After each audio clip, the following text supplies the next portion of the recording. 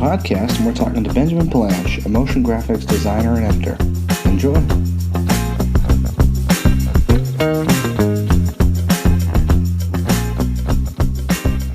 All right, Ben, welcome to the podcast. Thank you for having me. Now, I'm going to ask, and we haven't checked with this earlier, how do you pronounce your last name? I want to make sure we get it right. Pallansch. Ben Pallansch, and you're based in Maryland. And for everyone listening, I know we've talked a little bit about you're a motion graphics designer, but can you detail all the different angles and aspects that you work on? Yeah, so I do a lot of things, primarily motion graphics designer, video editor, but I do visual effects, videography. Sometimes I'll do theater media design. But all of them typically are related to video in some way. And did you grow up always wanting to do this? Is this something you discovered recently? So I actually started learning creative things in middle school. I did a photography class, which really helped me understand composition, understand other photography type things. But then I started getting into video as I went into high school, and I got my first Adobe free subscription from high school, which really helped elevate my experience in making motion graphics. And so you were saying high school, they gave you an Adobe subscription, and that let you try out what you were interested in or beginning to learn? Yeah, exactly. So I pretty much got Adobe, then someone was like, do you know After Effects? And I was like, I know Adobe Animate. And so I BS'd my way through showing him some After Effects because they're a little bit similar. And I just fell in love with After Effects, started making motion graphics in there. And now I have to pay for it, but hey, it's how I started. I got photography and then I got a Creative Cloud subscription, got into video. Yeah.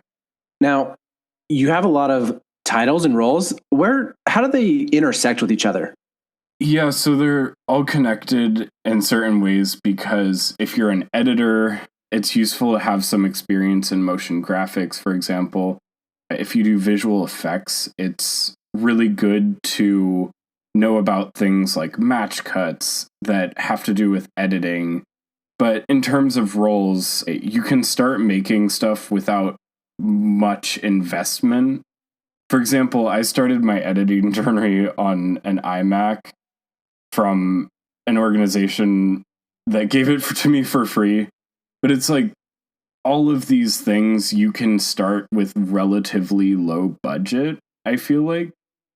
Yeah, you'll probably need a camera if you need to be a videographer, but there are used cameras and there are different ways you can get around restrictions. Like if you're an editor, you can use CapCut to start or DaVinci to start, and they're all free for the non-pro features, but you really just need an NLE and to just get started. Yeah. When you talked about starting in high school, were these assignments or did you take a personal self-education route and go to YouTube or just start working on things that interested you?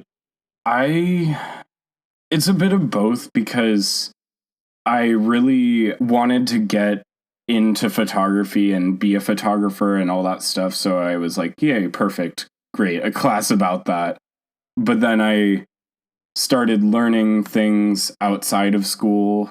Like I picked up my first camera. It was really bad point and shoot from a while ago and I still have it. But what I'm saying is I would just practice a lot and watch YouTube. Yeah. And I would just learn from all of these different avenues of YouTube, but also learning something in class and then mixing that stuff into other things I've learned in editing and Photoshop and stuff. And it was just a lot of different ways of learning all at once. A little bit of a shotgun approach to really figure it out. Yeah. And you started freelancing a little more recently, right? Or just after high school? Yeah, I did do some work during high school, but now I'm really digging into getting clients and getting work. And what's that process like as far as working as a freelance editor? Because I know a lot of our listeners are either just starting out or they're interested in getting started with this work. What's it like trying to find a client and drum up business? It's probably going to sound harsh, but if you aren't providing value, someone else will fill your role. I feel like a company can say anytime they've found someone better, they can they can fire you. So just understanding that you are good at something and then excelling at that thing, but also being multidisciplinary so you can adapt to multiple job types is really important.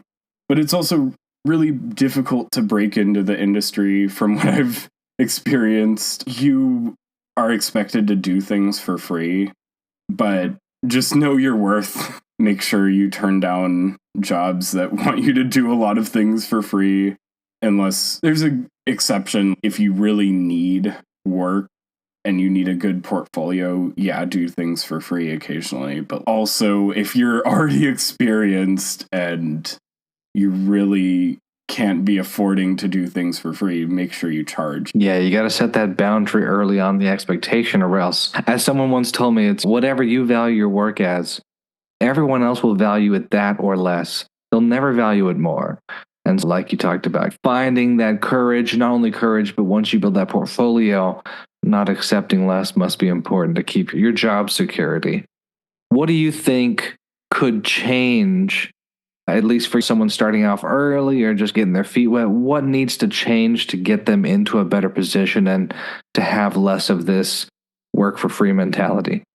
I think a lot of the job platforms and employers need to change their mindset.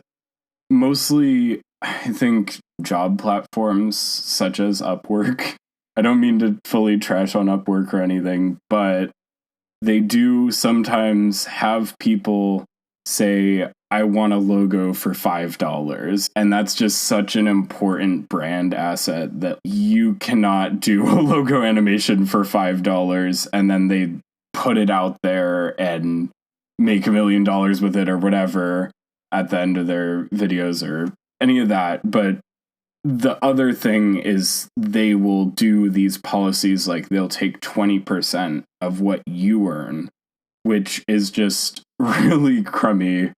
And I think a lot of it has to do with the platforms, but also the employer's mindset of like, yeah, I want work for free, but I also don't understand like what it's like to be in that position of getting clients and trying to broaden your network and having to do things for free. And you just don't understand how it's like to be a actual worker, I feel, or a creative type. I feel like sometimes, yeah, there are creative, forgot the word, the artistic, like an executive directors. Okay.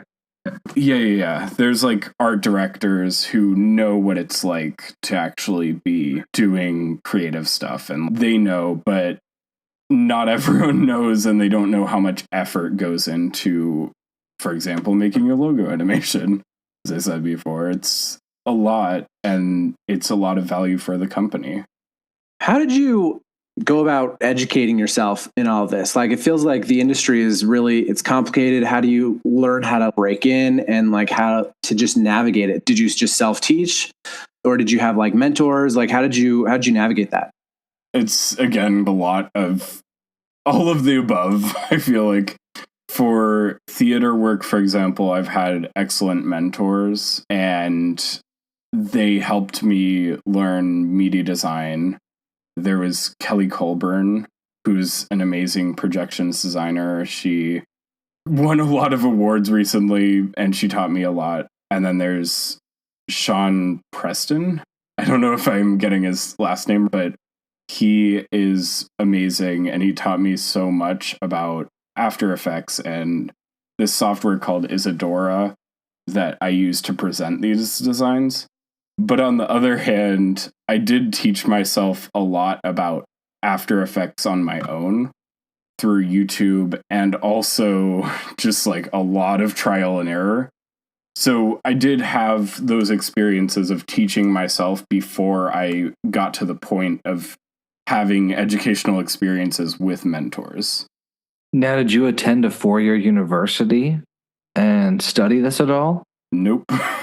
Do you think, I guess on that point then, have you met other editors or people who have done it in university? And what do you feel like the difference is between self-taught and getting started working versus going to a traditional school? First off, I think you don't need college to be good at editing. But also, I think certain people would value the experience of going to college and getting that education and getting all those connections and everything. But on the other hand, if you're just trying to learn the skill, I do not think you need college. A lot of employers disagree. So it's probably harder, it's probably easier to find a job if you do have a bachelor's or a master's. So if you're going it from that route, I feel like it's really important if you're just trying to get a job from like these people who think it's really important. But also the job market is changing all the time. So it's like, will people need a degree 4 years from now, for example?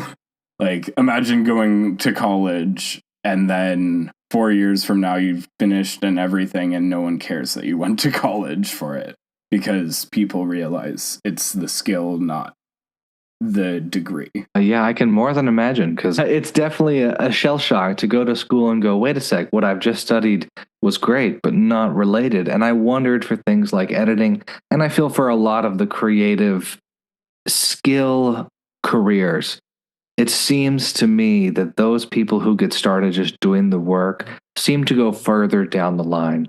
I had wondered with editing, I'm sure there were tons of editing classes available at lots of universities, but if you're trying to balance calculus statistics and video or motion graphics, it seems like you might be, like to your point, building a better network perhaps, or maybe getting a job in the first few years, but not strictly doing editing work. Yeah, exactly. Now, as far as training programs, you mentioned things on YouTube and just getting to work. I know that you had mentioned in our earlier conversations that you're working on some tutorials. Is that right? Yeah, I've been making my own tutorials and I haven't released any of them yet, but hopefully I can edit them together soon. Yeah, what was that process like, and what kind of got you wanting to create these to start with? I've really been wanting to give out tips on softwares I know fairly well. For example, I was like, there is this amazing handwriting text shortcut thing that, like, if you don't want to mask out all the letters just to get your text hand drawing thing to work properly, like, you can do it this way where you just change the opacity and do all these steps, but it really makes the workflow faster. It doesn't look as good necessarily, but it's like one of those tips where if you just need a quick and dirty way to make a hand drawing animation, that's a great way to do it. And I was like, look, if I don't do this, it's going to take someone else doing it. Or it's like, if I don't do this, I don't think anyone would really do it for the types of things I want to show. So it's like, I don't know if anyone would run into the same effect and make a tutorial. I'm sure people have, but it's like, I just want to put out what I know to an extent out into YouTube and hopefully reach a bunch of different skill levels too. That's great, especially just wanting to give back. Yeah. Where do you hope to see yourself in 5 or 10 years? It feels like you've got your fingers in a lot of different projects between your own tutorials in video, or like film editing and like stage work. Where you hope to see yourself? I just really want to grow my freelance business and hopefully get to a point where I can hire people myself, not be greedy and evil while doing so. I hope I'll still be making motion graphics. I doubt I'll stop that because even if my Adobe subscription dries up, I have access to Apple Motion and other tools. But yeah, I'm really hoping to get into more areas.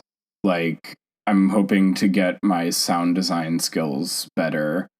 I'm hoping to improve my media design and maybe get known as a media designer too. I don't know. It's uncertain, but I really hope I'll be doing what I love still and happy and getting a lot of business. That's what we all hope for. Yeah. Before we kind of shift gears for the last portion of this, what does a normal day look like for you in freelance? Let's say you've signed a contract or drummed up some business. What is a normal day in the life of a motion graphics artist or editor? Yeah, so I'm usually working from home. So I like to start the workday by writing down all the tasks I need to complete, because that really gives me an overview of the day, and it helps me actually break things down into chunks instead of just going, yeah, make a video or make a graphic or whatever. But I really like to write things down on legal pads because it separates it from my laptop, and I can quickly just glance down and be like, yeah, I have these tasks to complete. It's early in the day, whatever, like I'll start checking things off later in the day. And yeah, it's really flexible when you're doing freelance, unless you're being paid by the hour. But I'm usually being paid by the project. Yeah. And yeah, it's a lot of work, obviously, but I really enjoy it. I don't know. Wait, sorry, I'm getting off the tracks. Oh yeah. Okay. Yeah. One thing I really like doing before I really get into software is storyboarding what I'm going to do, or at least writing down exactly what the graphic is going to look like. I do have many pages of notes on graphics and how they move in and sometimes I'll even do something like have the scale properties, which I know will work, which is insane. But I'll be like, start it at 0 and then go up to 400 with this font or something. And it's like, when I put it into software, it works, but it's like, I wrote it down before actually putting it into software so that I have a game plan. A little mix of analog before you get into the digital. That's cool. When you're not working or when you're decompressing at the end of the day, what are you watching? Are you watching a lot of TV? Are you watching movies? It's mostly YouTube. Oh, there you go. But recently, I've been looking at more classic movies like Mean Girls and Legally Blonde, which are also on YouTube. Legally Blonde isn't. This is making me feel old. Those are classic. Oh, man. Making me feel old. Those are classic. Oh, man. You can get them for free with ads. I was thinking you were going to say Casablanca or Dr. Zhivago, some of those classic films. They're classic to me. We want to thank you again for coming on, and especially as you are ready to publish those tutorials, let us know. We'll put the links in the episode or have you on again to talk about it. And yeah, keep in touch, and we're excited to see what you are doing in the next 6 months to a year to 5 years. Thank you so much. Thank you. Thanks again for listening. Be sure to like, subscribe, and save these episodes, and we'll be back again with a new episode soon.